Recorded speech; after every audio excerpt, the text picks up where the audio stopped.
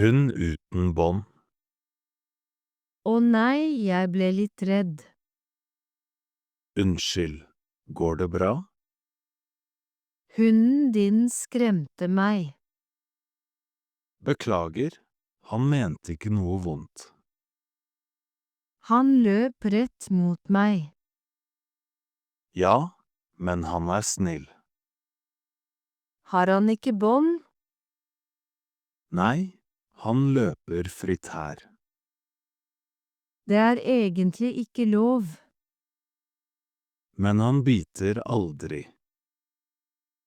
Likevel kan det være skremmende. Gjorde han noe mot deg?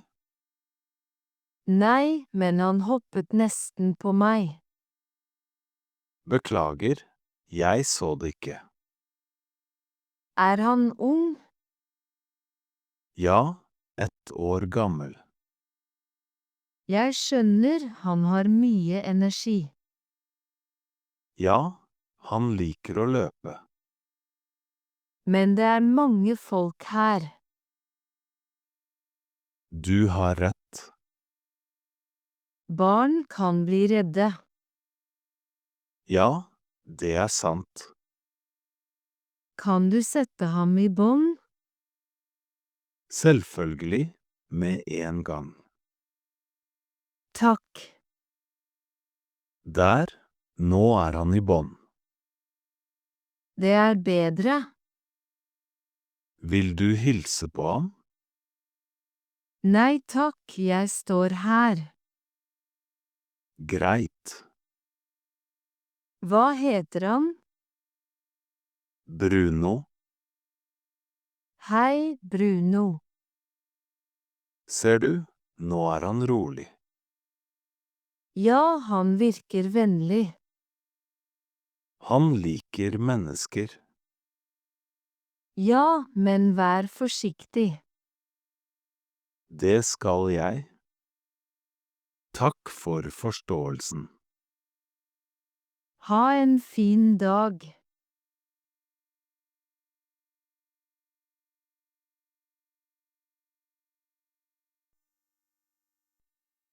Et bilde i Oslo.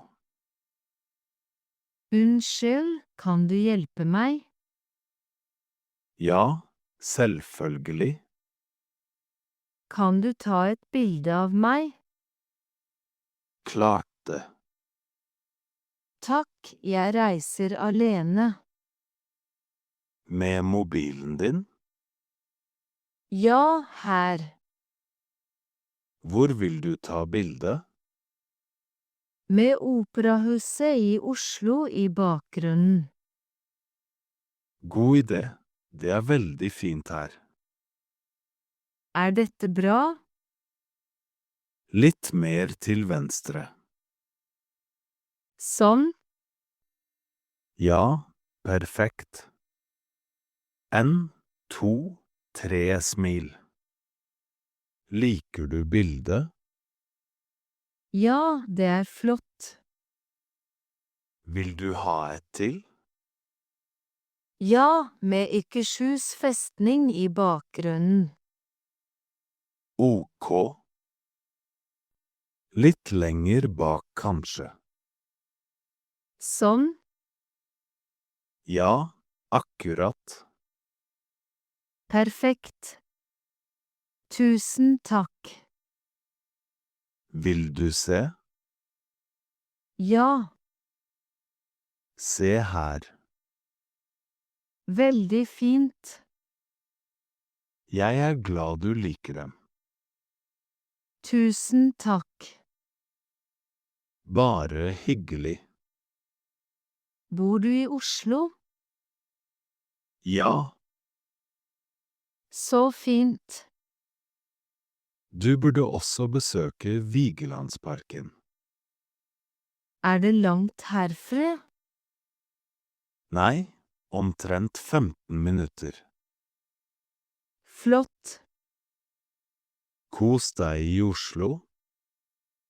Takk igjen.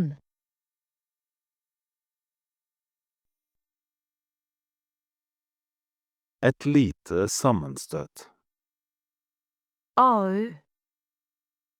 Å, unnskyld. Beklager. Dyttet jeg borti deg?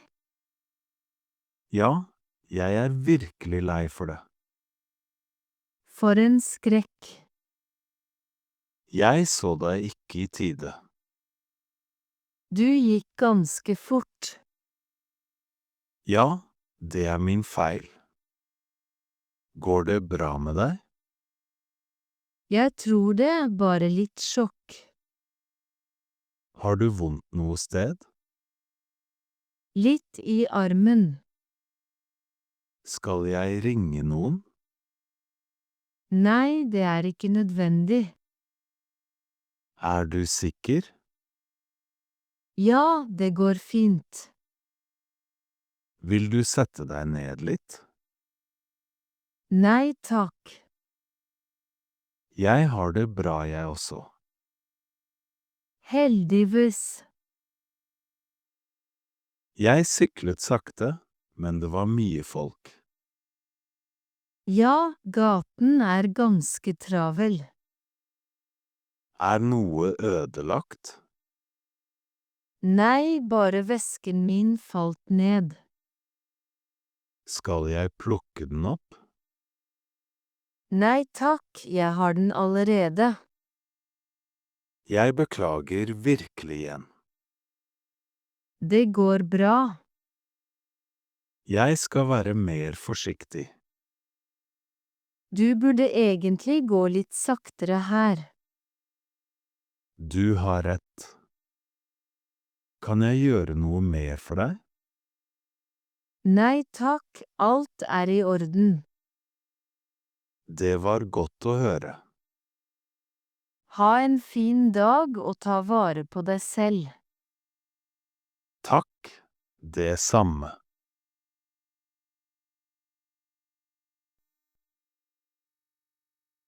Spørre om tiden. Unnskyld. Ja, Har du klokken? ja, den er 4:20. Tusen takk. Bare hyggelig. Hvilken buss går til Frognerparken? Jeg tror det er buss nummer 30. Er du sikker? Ja, jeg tar det noen ganger. Hvor er busstoppet? På enden av gaten. Er det langt? Nei, omtrent 3 minutter å gå. Ok. Reiser du alene? Ja, men moren min venter der. Ja, fint. Går bussen ofte? Ja, hvert 15 minutt. Tar turen lang tid? Omtrent 20 minutter. Da har jeg god tid. Har du billett? Ja. Perfekt. Er det et skilt ved stoppet? Ja, et blått skilt.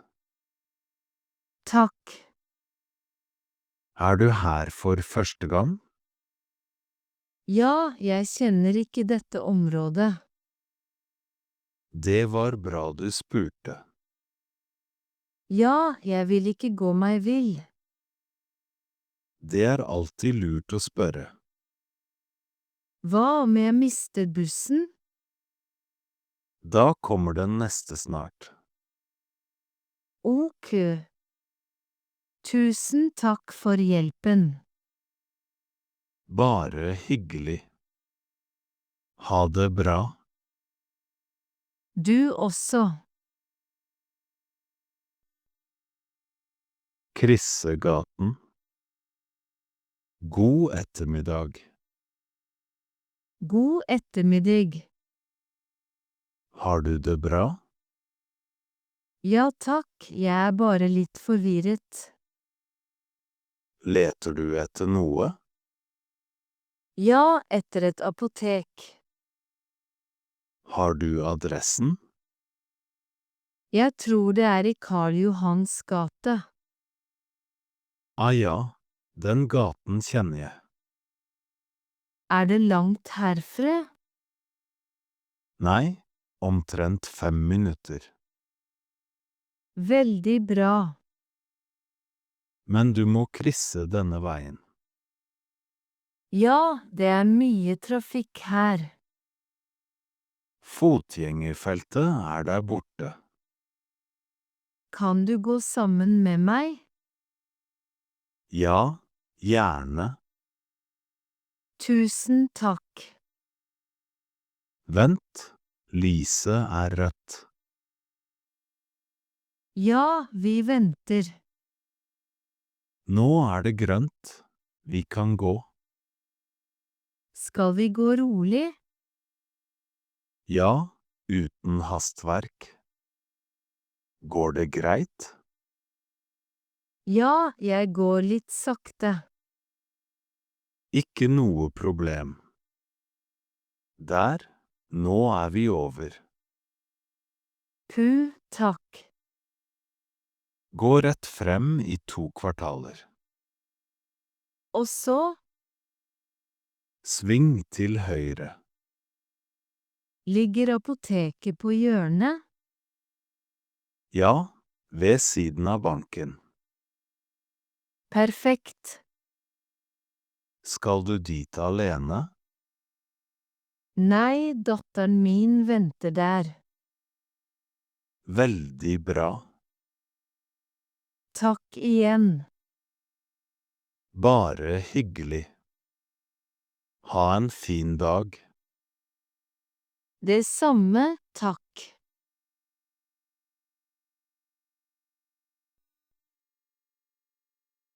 En bil blokkerer utkjørselen. Unnskyld, er den røde bilen din? Ja, det er bilen min. Hvorfor? Den blokkerer bilen min. Og? Ja, jeg kommer meg ikke ut. Beklager, jeg så det ikke. Den står rett bak min. Jeg flytter den med en gang. Takk, jeg har det litt travelt. Jeg forstår. Jeg må på jobb. Jeg skulle bare raskt kjøpe litt brød. Det er egentlig ikke parkering her. Ja, jeg vet. Kan du kjøre litt frem? Ja, selvfølgelig. Da kan jeg komme ut. Vent litt. Tusen takk. Bare hyggelig. Er det bra nå? Ikke helt. Bare litt til, vær så snill. Og nå? Ja, perfekt. Beklager igjen. Det går bra. Ha en fin dag. Du også. Ikke parker slik igjen. Greit, jeg skal passe på. God arbeidsdag.